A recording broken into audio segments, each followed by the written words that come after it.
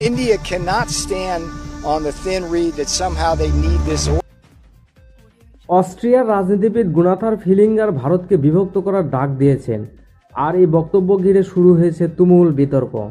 ভারত একটি বহুজাতিক, বহুভাষিক ও বহুধর্মীয় দেশ। প্রায় 140 কোটি মানুষের এই বিশাল রাষ্ট্রকে নিয়ে আন্তর্জাতিক অঙ্গনে নানা সমালোচনা সবসময় লেগেই থাকে। কিন্তু এবার ফিলিঙ্গারের মন্তব্য বিষয়টি অন্যরূপ নিয়েছে। তিনি বলেছেন, ভারতের মতো বিশাল দেশকে ছোট ছোট ভাগে ভাগ করা হলে আঞ্চলিক স্থিতিশীলতা নাকি আরও বাড়বে। তার মতে এর ফলে স্থানীয় জনগণ নিজেদের উন্নয়ন ও গণতন্ত্র কার্যকরভাবে এগিয়ে নিতে পারবে। এই মন্তব্য প্রকাশ্যে আসার পরপরই ভারতীয় রাজনীতিবিদ, বিশ্লেষক এবং সাধারণ মানুষের মধ্যে ক্ষোভ ছড়িয়ে পড়ে। অনেকেই এটিকে ভারতের সার্বভৌমত্ব এবং ভৌগোলিক অখণ্ডতার উপর সরাসরি আঘাত হিসেবে দেখছেন। ভারতীয় বিশেষজ্ঞরা বলছেন, ভারতকে ভাঙার কোনো প্রশ্নই আসে না, বরং ভারতের ঐক্যই তার শক্তি।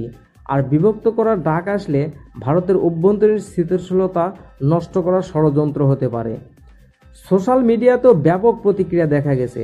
অনেকে ফিলিঙ্গারের বিরুদ্ধে কড়া সমালোচনা করছেন এবং তার বক্তব্যকে অগ্রহণযোগ্য বলে উল্লেখ করছেন। আন্তর্জাতিক বিশ্লেষকের মতে ফিলিঙ্গারের এই মন্তব্য মূলত তার একান্ত ব্যক্তিগত, কোনো রাষ্ট্রনীতি বা আন্তর্জাতিক সংস্থার অবস্থান নয়। তবুও যেহেতু তিনি একজন কূটনীতিবিদ ও রাজনীতিবিদ, তাই তার বক্তব্যে অর্থনৈতিক অঙ্গনে দৃষ্টি আকর্ষণ করছে।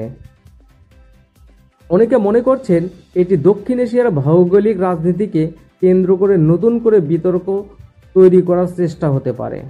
ভারতের পক্ষ থেকে স্পষ্ট বার্তা এসেছে, ভারত একটি সার্বভৌম রাষ্ট্র এবং তার ঐক্য অখণ্ড থাকবে।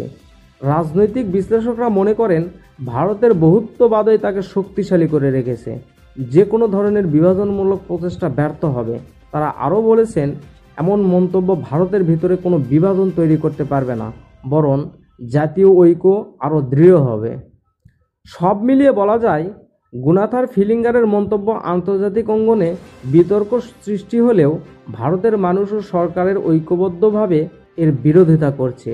এই ঘটনা আবারও প্রমাণ করছে, কোনো বহিরাগত মন্তব্য ভারতের ঐক্য ভৌগোলিক অখণ্ডতাকে নড়বড়ে করতে পারে না।